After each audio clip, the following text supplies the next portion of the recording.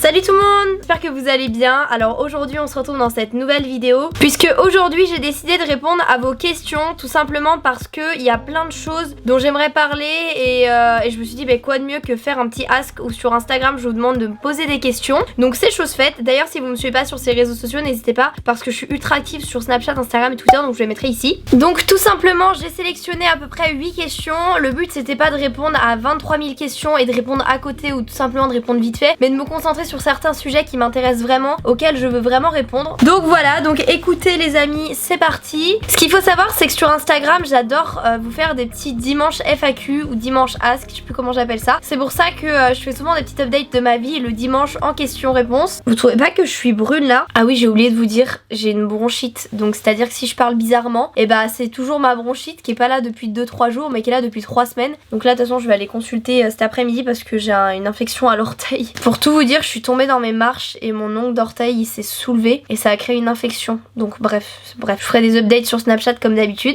Alors c'est parti, donc j'ai décidé de répondre aux questions qu'on me posait rarement, les questions un peu plus originales. Donc let's go. Première question, comment vis-tu la pression médiatique? Alors pour ceux qui ne sauraient pas ce que c'est la pression médiatique, c'est genre quand c'est le fait d'être une personnalité publique et du coup d'être exposé en quelque sorte à tout, confronté à plein de genres de situations. Et c'est une très bonne question. Je le vis en règle générale très bien parce que je sais ce que je montre, etc. Seulement des fois c'est vrai que c'est un peu compliqué, tout simplement parce que des fois on a l'image de non mais la youtubeuse ou l'influenceur reste chez soi, se fait des soirées cocooning avec des masques et des bougies, sauf qu'en réalité c'est pas du tout ça. Et du coup des fois ça peut choquer certaines personnes quand je dis qu'effectivement je vais en soirée, que je vis en fait comme une adolescente de 19 ans. Donc je vais en boîte, je m'amuse, je danse, tout ça. Et ça des fois les gens ont un peu du mal à le comprendre et c'est vrai que ça fait une sorte de pression parce qu'on se dit putain faut toujours que je sois au top. Des fois cette pression elle agit aussi sur le fait que quand je sors et que genre je suis vraiment pas maquillée, que je suis moche, enfin ça nous arrive à tous, par exemple pendant le lendemain de soirée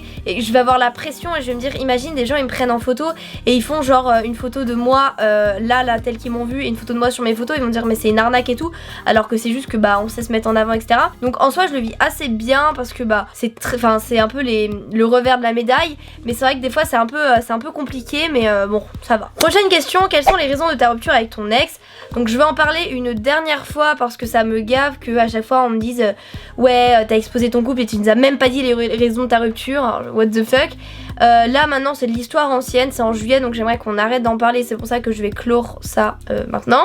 On a rompu parce que ça n'allait plus, on ne se correspondait pas, il aimait pas trop mon caractère, j'aimais pas trop le sien, il y a eu plein d'embrouilles etc qui ont fait que le couple était devenu toxique et quand le couple est devenu toxique il faut le stopper là. Donc voilà c'est ce qui s'est passé, le couple s'est stoppé là, il n'y a pas eu de grosses raisons, juste c'était la routine, ça allait plus etc. Donc voilà, au moins vous avez les raisons, c'est pas une raison de ouf en fait, c'est juste voilà c'est comme ça. Voilà je pense que c'est clair, ça arrive à plein de couples donc voilà. Prochaine question, comment tu t'es remise de ta séparation? Moi ça fait 1 an que je n'y arrive pas. Alors justement je comptais vous faire une vidéo un peu comment se remettre d'une séparation, même si en soi moi je l'ai archi bien vécu parce que mes amis sont sortis, m'ont fait sortir, m'ont fait penser à autre chose et je pense que c'est la chose à faire. Alors après faut être extrêmement bien entouré aussi. Moi j'ai de la chance d'avoir une famille qui est très bienveillante, une maman en or, un frère en or, les potes de mon frère ont été vachement présents pour moi. Ils m'ont dit Chloé sort etc et c'est vraiment comme mes frères et franchement je les remercierai jamais assez autant. C'est pareil pour mon frère, la copine de mon frère, enfin bref j'ai été vachement bien entourée et tout simplement je me suis dit dans la tête si ça ne va plus ça sert à rien en fait de rester dans un truc qui va pas et que c'était en quelque sorte un signe du ciel et que je trouverais quelqu'un d'autre. C'est ce qu'il faut se dire, franchement on est jeune, on trouvera quelqu'un d'autre, ça y a pas de souci, faut prendre du temps pour soi, sortir avec ses amis et surtout pas ressasser le passé et se dire ouais mais on a vécu ça donc c'était trop bien et se mettre à pleurer, franchement ça sert à rien, faut avancer et se dire que ça va aller quoi. Prochaine question, ça a été dur pour toi de poser en sous-vêtements pour Jennifer? Alors c'est une très très bonne question à laquelle j'avais envie de répondre, tout simplement parce que vous savez que moi je suis pas trop pour le fait d'exposer mon corps sur les réseaux sociaux parce que je suis pas encore 100% à l'aise avec mon corps, même si je me dis maintenant que je suis née comme ça et que j'ai pas du tout envie d'avoir recours à la chirurgie parce que ça m'intéresse pas du tout. Certes j'ai un corps d'adolescente de 14 ans mais que voulez-vous que je vous dise, c'est pas grave. Et du coup c'est vrai qu'au début ça a été un peu dur quand on m'a proposé, je me suis dit est-ce que je vais le faire, est-ce que je vais pas le faire. Peut-être que les gens vont dire t'as changé parce que tu as mis une vidéo de toi où t'es en soutif. Je me suis dit comment le faire, etc. Et finalement j'ai accepté parce que je me suis dit que en fait c'est mon corps et je fais ce que je veux d'une. Il y a rien de mieux que du coup me faire accepter tel que je suis et juste voilà vous partager l'image de regardez je m'accepte comme je suis et c'est un peu voilà je m'accepte vraiment comme je suis, même si c'est vrai que des fois je me prends des trucs dans la gueule de ouais t'es plate et tout et je suis là c'est chiant, c'est lourd, mais finalement au début ça a été un peu dur et je suis très contente d'avoir fait ce projet parce que ça m'a permis de prendre 2 fois plus confiance en moi et de me dire voilà je suis née comme ça, chaque femme a son corps, on peut pas tous avoir le même corps avec un bonnet de D et des fesses comme ça, moi je suis née comme ça, le jour où je sortirai avec un garçon il m'acceptera comme je suis, enfin j'espère et puis voilà. Ensuite prochaine question, as-tu un copain en ce moment? Bisous, je t'adore, change pas, merci beaucoup. Alors je voulais répondre à cette question parce que c'est une question qui revient souvent. Non j'ai pas de copain et pour la simple bonne raison que ça ne m'intéresse pas du tout de me mettre en couple. Je suis trop bien avec mes amis, avec ma famille et pour le moment j'ai pas du tout envie de me mettre en couple et surtout je suis extrêmement difficile en garçon et franchement mais c'est vraiment pas une blague. À chaque fois mes potes elles me disent tiens regarde lui il est beau et il y a tout le temps moi un truc qui va pas, donc j'attends de trouver en quelque sorte la bonne personne, la personne qui me respectera, qui m'acceptera telle que je suis, qui acceptera mon métier, qui sera pas là pour gratter parce que malheureusement il y a des mecs des fois qui viennent me michto. On dit souvent des meufs qui sont des michtos, mais combien de fois des mecs sont venus pour avoir des abonnés, pour gratter des trucs et ça c'est bien dommage. Donc le jour où j'aurai un copain qui profitera pas de moi et qui sera respectueux, qui m'aimera à ma juste valeur, là pourquoi pas, mais pour le moment ce n'est vraiment pas d'actualité. Je suis beaucoup trop bien toute seule, je vis ma vie comme je l'entends, je vais à Paris quand je veux, si demain je vais à Londres, je vais à Londres et puis voilà. Ensuite, prochaine question que je voulais répondre. Je t'adore, déjà merci, mais je comprends pas pourquoi tu as pris une année YouTube et tu ne fais plus beaucoup de vidéos. Alors faut savoir que cette année je l'ai pas pris que pour YouTube.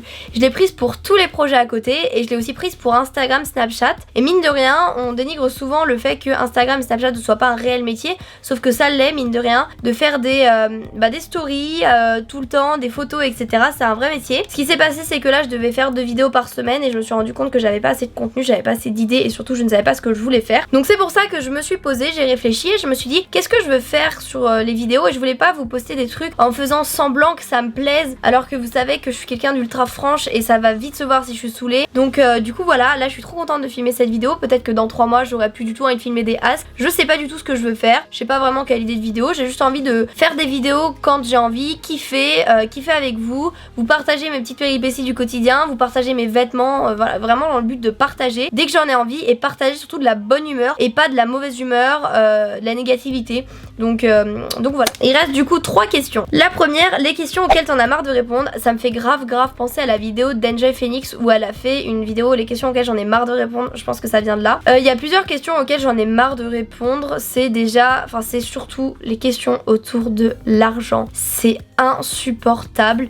Quand je rencontre des gens que je ne connais pas du tout, des potes de potes qui vont me dire ah c'est toi la youtubeuse, du coup je regarde un peu gênée genre ouais et genre ah ça paye bien YouTube. Alors déjà bonjour et je trouve ça extrêmement déplacé de demander à quelqu'un combien il gagne, genre enfin moi je me dis quand je rencontre des gens je leur demande pas combien ils gagnent et il y a un énorme tabou autour de l'argent en France. Si c'était pas tabou franchement je vous dirais combien je gagnerais, mais combien de fois j'ai dit sans tabou combien j'avais gagné pour ça, combien j'avais gagné pour ça et que les gens étaient scandalisés et qu'ils allaient le répéter à droite à gauche, tiens elle a été payée ça pour ça et les gens étaient là en mode mais c'est une blague, elle a été payée ça pour ça et c'était même pas fiers de l'argent que j'avais pu avoir pour telle ou telle chose, ils étaient surtout jaloux et malheureusement en France il y a énormément de jalousie. Les 3 quarts des personnes qui me demandent combien je gagne c'est tout simplement soit pour répéter à droite à gauche, soit la curiosité malsaine et ça me met vraiment mal à l'aise avec ça. Donc les questions autour de l'argent j'en ai vraiment marre de répondre. Et puis sinon après c'est tout, il y a un moment j'en avais marre qu'on me pose la question de est-ce que t'es en couple avec telle ou telle personne, est-ce que t'es en couple, maintenant je réponds cash non je suis pas en couple et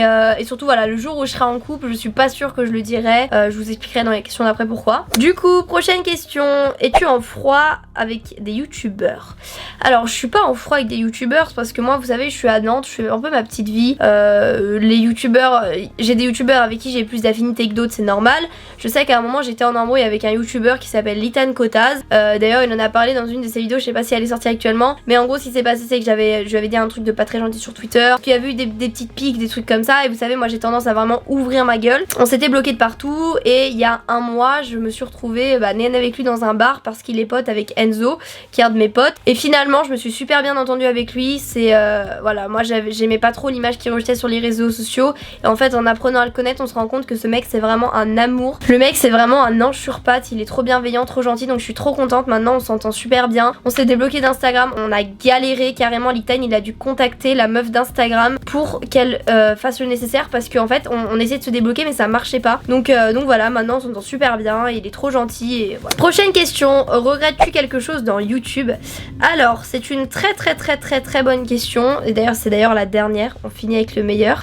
Il y a une chose que je regrette sur YouTube, c'est d'avoir exposé mon couple, tout simplement parce que ça a apporté énormément de négatifs, et c'est un truc qu'on m'avait dit quand je me suis mise en couple. Il y en a plein, même des youtubeurs qui m'ont dit tu verras, tu feras la connerie une fois d'exposer ton couple et tu te rendras compte que tu la feras pas une deuxième fois, et j'étais là en mode mais genre n'importe quoi, pour le moment ça se passe bien, etc. Et finalement il y a eu plein d'embrouilles, que voilà j'ai des abonnés qui aillent draguer mon mec, je trouve ça totalement irrespectueux, que par la suite il y ait des meufs qui le draguent alors juste pour les abonnés, enfin il y a eu vraiment énormément de choses qui ont fait que je regrette d'avoir exposé mon couple, et c'est pas une chose que je referais. Après voilà, on a partagé des bons moments, on a fait des bonnes vidéos, c'était trop marrant, trop bien, mais c'est une chose que je ne referai pas, tout simplement parce que à partir de maintenant ce sera mon couple et pas celui de tous les abonnés de toute la terre entière. Voilà, parce que dès que je faisais pas de story avec mon copain, c'était t'es plus avec lui, alors que j'étais là mais en fait c'est juste pas parce que je fais pas de story pendant 4 jours avec lui qu'on est plus ensemble, on a une vie privée aussi. Du coup maintenant pour éviter ce genre de choses, ce genre de rumeurs de ils sont plus ensemble, ils ont pas posté de story, j'ai décidé de garder mon couple pour moi. Peut-être que un jour où je serai en couple, où ça fera méga longtemps, je vous posterai des petites stories et tout pour vous le dire, mais pour le moment c'est vraiment pas d'actualité, et je me pose pas vraiment la question parce que j'ai pas envie d'être en couple. Après il y a pas grand chose que je regrette sur YouTube, peut-être d'avoir accordé ma confiance à des gens qui finalement se foutaient de ma tronche, des gens qui sont venus me parler par intérêt, et que j'ai trop, enfin en fait j'ai été trop gentille avec des gens qui sont venus me parler par intérêt alors qu'ils voulaient juste les abonner, ils s'en battaient les couilles de moi, et du coup bon bah voilà, c'est les aléas de la vie, c'est les aléas aussi du métier, mais sinon non, en vrai je vis une belle aventure, je suis super contente, je rencontre de superbes personnes, j'ai une agence au top, j'ai des parents au top, j'ai une famille au top, j'ai des amis au top, enfin voilà. Sur ce bah écoutez, j'ai fini de répondre aux questions, j'espère vraiment que cette vidéo vous aura plu. Si c'est le cas, n'hésitez pas à lâcher un pouce bleu parce que ça me ferait vraiment super plaisir de vous voir dans les commentaires et dans les likes tout simplement. Sur ce, moi je vous fais plein d'énormes bisous, je vous dis à bientôt pour une nouvelle vidéo, j'ai très hâte. Là j'ai 3 vidéos qui sont prêtes avec celle-ci, donc je suis trop heureuse. Sur ce, je vous fais plein d'énormes bisous et je vous dis à bientôt pour une nouvelle vidéo. Ciao!